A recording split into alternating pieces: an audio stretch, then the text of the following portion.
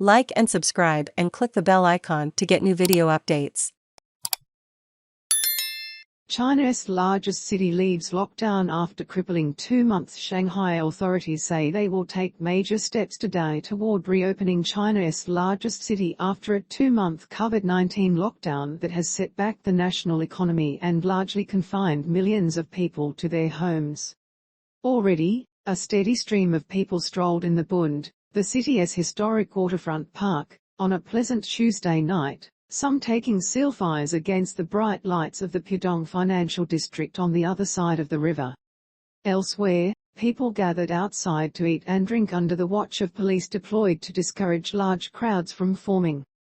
Kexin, a high school senior visiting the Bund for the first time since late March, said she went crazy being trapped at home for so long.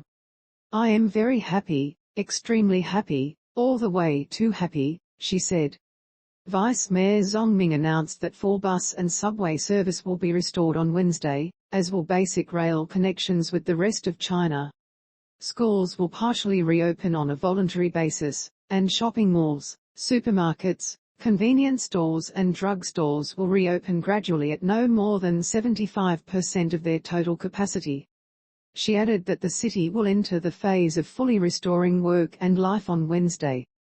Officials, who set June 1 as the target date for reopening earlier in May, appear ready to accelerate what has been a gradual easing in recent days.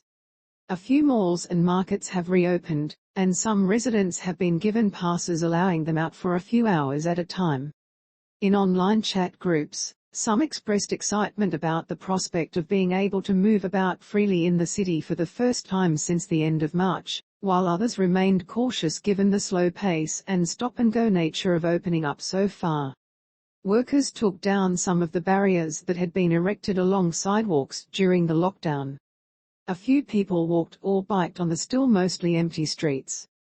One man got his hair cut on the sidewalk, a common sight in recent days, as a worker or volunteer in full protective clothing looked on.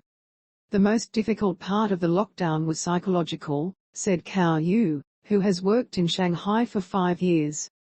She recalled the early days when it was difficult to buy food and she didn't know what to do.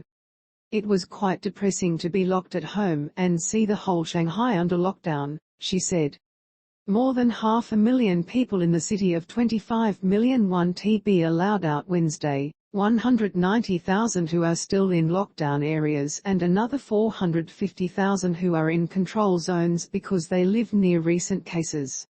Shanghai recorded 29 new cases on Monday, continuing a steady decline from more than 20,000 a day in April. Qiang, the top official from China's ruling Communist Party in Shanghai, was quoted as saying at a meeting Monday that the city had made major achievements in fighting the outbreak through continuous struggle. The success came at a price. Authorities imposed a suffocating citywide lockdown under China's zero-COVID strategy that aims to snuff out any outbreak with mass testing and isolation at centralised facilities of anyone who is infected. Huge temporary facilities were set up in exhibition centers and other venues to house thousands of people who had tested positive. Teams of healthcare and other workers flew in from around the country to help run the massive undertaking. Factories were shuttered, or were allowed to operate only if workers slept on site to prevent the spread of the virus. Containers backed up at the port of Shanghai because of a shortage of truck drivers to deliver them to their destinations. Though it all, leaders of the ruling Communist Party repeatedly expressed a determination to stick to the zero-COVID policy even as other countries have opened their borders and are trying to live with the virus. Outside economists widely expect China to fall short of its 5.5% growth target for this year. However, the latest economic data showed that Chinese manufacturing activity started to rebound in May as the government rolled back some containment measures.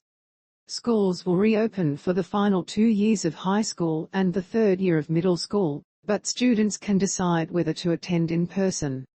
Outdoor tourist sites will start reopening Wednesday, with indoor sites set to follow in late June, the Shanghai Tourism Authority said.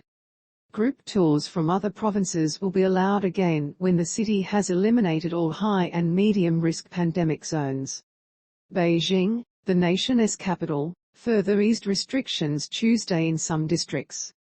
The city imposed limited lockdowns, but nothing near a citywide level, in a much smaller outbreak that appears to be on the wane. Beijing recorded 18 new cases on Monday,